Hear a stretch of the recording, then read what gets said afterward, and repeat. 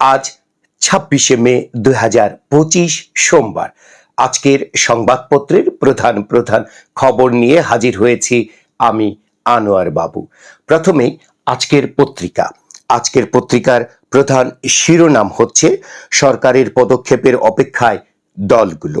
ভেতরে যা আছে তা হচ্ছে 2 দিন ধরে রাজনৈতিক দলগুলোর সঙ্গে প্রধান উপদেষ্টা ডক্টর মোহাম্মদ ইউনূসের বৈঠক।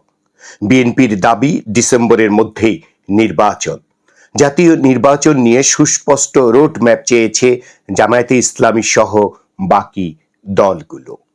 পরের সংবাদে দেখা যাচ্ছে যে এই যে দলদের সাথে বৈঠক হচ্ছে, গতকালকের বৈঠকে ডক্টর মোহাম্মদ ইউনূস বলেছেন ভোট 30 জুনের মধ্যেই পেছাবে না একদিনও। এর পরের সংবাদে দেখা যাচ্ছে যে রাজধানীর আগারগাঁওয়ে জাতীয় চক্ষু বিজ্ঞান ইনস্টিটিউটে চিকিৎসাধীন জুলাই গণ অভ্যুত্থানে আহত 4 যোদ্ধা গতকাল রোববার পুনর্বাসন সহ 2 দাবিতে বিষ পান করেছেন। দুপুরে ওই হাসপাতালের পরিচালকের কক্ষে জুলাই ফাউন্ডেশনের প্রধান নির্বাহী কর্মকর্তার বৈঠক চলাকালে কক্ষের বাইরে তারা বিষ পান করেন বলে সূত্র জানিয়েছে। ওই 4 জনকে দ্রুত শহীদ সোহরাওয়ার্দী মেডিকেল কলেজ হাসপাতালে ভর্তি করা হয়। বর্তমানে তারা শঙ্কামুক্ত বলে জানিয়েছেন চিকিৎসক। আগামী বাজেট নিয়ে একটি সংবাদ রয়েছে। সংবাদটি হচ্ছে জমি ও ফ্ল্যাটে কালো টাকা সাদা করার সুযোগ থাকছে আগামী বাজেটে। এবার আরেকটি সংবাদ, সেটি হচ্ছে বেতন গ্রেড বৃদ্ধি। উচ্চতর গ্রেডের দাবিতে সরকারি প্রাথমিক বিদ্যালয়ের সহকারী শিক্ষকেরা আজ সোমবার থেকে পূর্ণ দিবস কর্মবিরতি শুরু করছেন।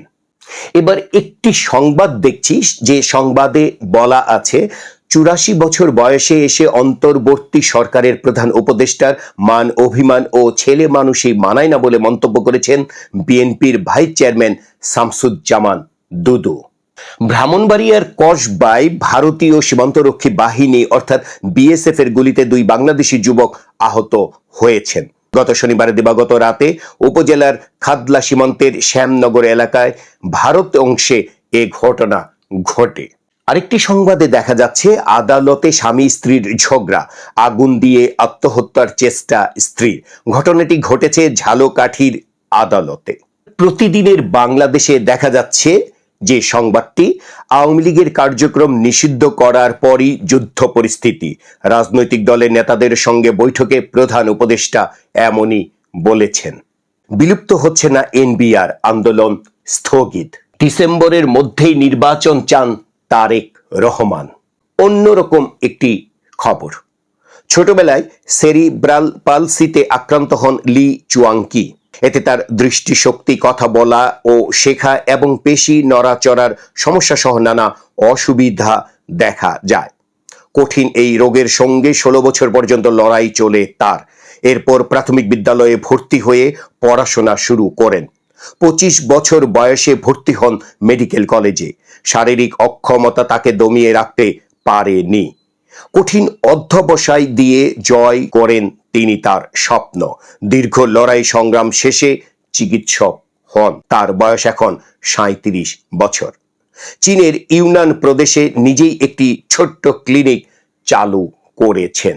আরেকটি খবরটি হচ্ছে আদালত অবমাননার অভিযোগের ব্যাখ্যা দিতে শেখ হাসিনা ও ছাত্রলীগ নেতা শাকিল আলম বুলবুলকে আদালতে হাজির হওয়ার জন্য বহুল প্রচারিত 2টি জাতীয় দৈনিক পত্রিকায় বিজ্ঞপ্তি প্রকাশের নির্দেশ দিয়েছেন আন্তর্জাতিক অপরাধ ট্রাইব্যুনাল।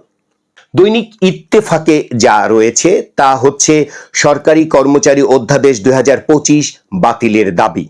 কর্মচারীদের আন্দোলনে সচিবালয় অচলাবস্থা। বিএনপির স্থায়ী কমিটির সদস্য গয়েশ্বরচন্দ্র রায় বলেছেন, যদি বলি কাল রাস্তায় নামবো, ইউনূস 24 ঘন্টাও থাকতে পারবেন না। ইত্তেফাকের আরেকটি খবর, জন্ম মৃত্যু নিবন্ধন, ট্রেড লাইসেন্স সহ সব নাগরিক সেবা বন্ধ। টানা 10 দিন অচল ঢাকা দক্ষিণ নগর ভবন। আরেকটি সংবাদে দেখা যাচ্ছে হাসনাত আব্দুল্লাহ বলছেন একটি পক্ষ রাষ্ট্র সংস্কারের বিপক্ষে অবস্থান নিয়েছে। যুগান্তরের একটি বিশেষ খবর হচ্ছে দেশে বিদেশের নাসা গ্রুপের জালিয়াতি, পাচারের 620 কোটি টাকার সম্পদ সরকারের কবজায়। এবছর কুরবানির চামড়ার মূল্য নির্ধারণ করেছে সরকার।